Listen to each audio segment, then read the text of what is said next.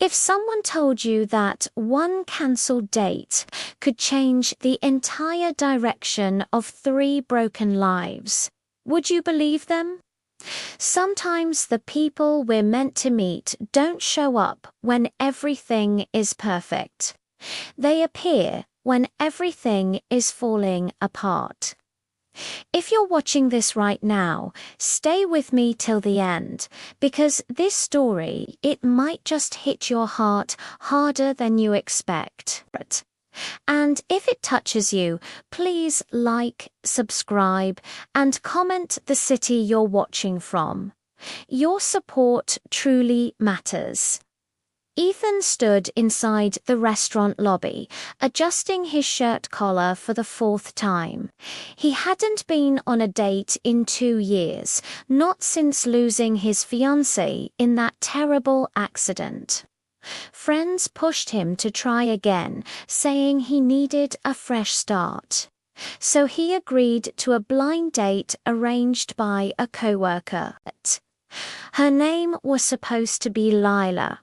He didn't know what she looked like, only that she had a gentle smile and a tired voice. According to the coworker, Ethan had waited 20 minutes, then 35, then nearly an hour. Each minute felt heavier, like the universe was reminding him that some people were meant to be alone. So when the hostess finally approached and said, "Sir, I think your table needs to be released," he managed a sad smile and nodded. He walked out into the cold evening air, disappointed but more hurt than he wanted to admit. But fate, as always, had its own plans. As Ethan walked through the parking lot, he heard soft crying, not one voice, but several. At first, he told himself not to intrude. But something in the sound tugged at him. It wasn't anger or frustration. It was the sound of someone trying desperately to stay quiet through pain. He followed it between parked cars until he saw a woman sitting inside an old minivan, her forehead against the steering wheel, shoulders shaking. In the back seat were 2 small kids, maybe 6 and 8, trying to comfort her while wiping their own tears. Ethan froze, not because he recognized her, but because he suddenly understood she was Lila. She looked up and her face flushed with embarrassment. I'm so sorry," she whispered through her tears when she saw him. "You must be Ethan. I didn't mean to leave you waiting. I couldn't go inside like this." Ethan stepped closer, not the slightest bit angry, just concerned. "Lila, what happened?" Her kids clung to her arms like she was their world. She tried to explain through broken breaths. The babysitter had cancelled last minute. Again, work had cut her hours. Rent was due in 3 days. She had driven here trying to convince herself she deserved one evening for herself, 1 hour to remember she was more than just exhaustion and survival. But when she parked, her daughter had asked if they had dinner tonight, and Lila just broke. Ethan didn't know what came over him, but he opened the passenger door gently and crouched so he was at eye level with the kids. "Hey," he said softly, "you too hungry?" The little boy nodded. The girl wiped her eyes and whispered, "Mummy said she would eat later so we could have more." That sentence shattered something inside Ethan. He stood up and offered his hand to Lila. "Come on," he said, his voice steady and warm. "No date, no pressure, just dinner. All of you. Let me help." Even if it's only for tonight. Lila hesitated.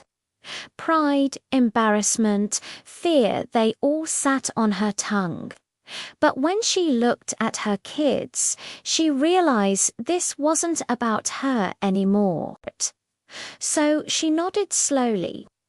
Inside the restaurant, the hostess looked surprised to see Ethan return, even more surprised to see him with a woman and 2 children. But Ethan didn't care what anyone thought. He pulled a chair out for Lila, helped the kids with their coats, and ordered warm, filling meals for all of them. For the first few minutes, Lila apologized over and over, but Ethan stopped her gently.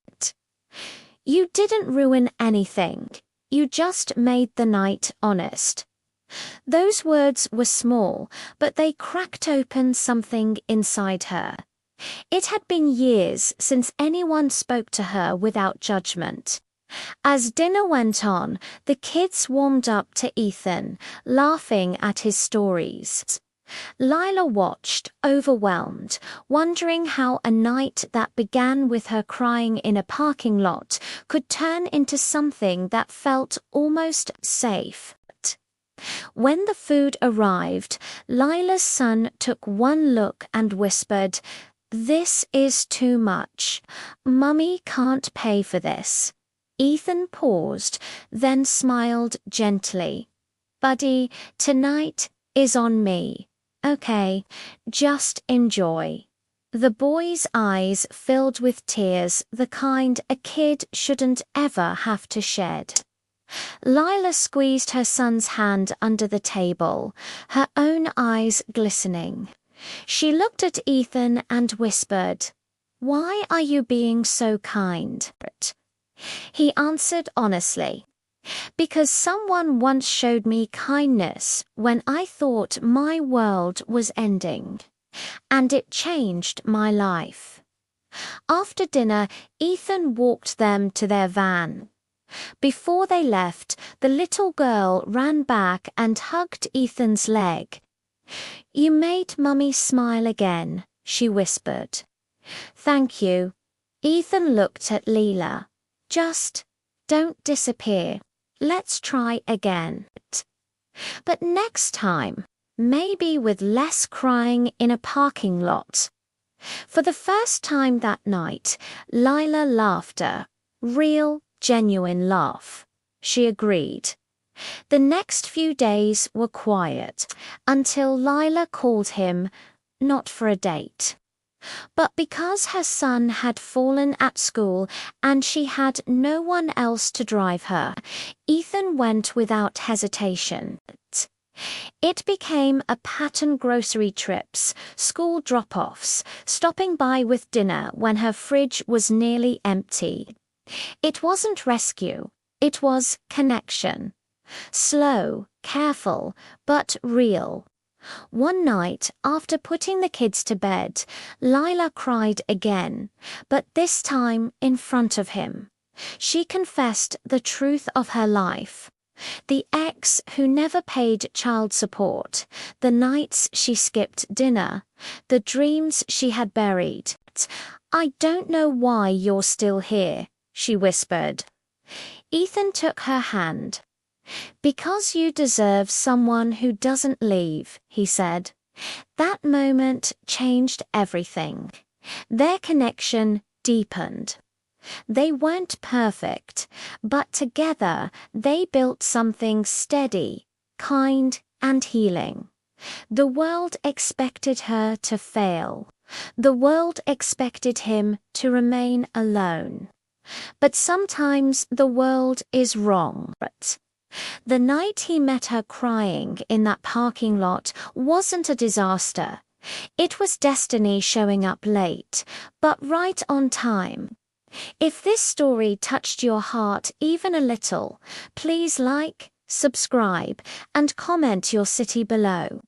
Your support helps these stories reach more people who might need them tonight.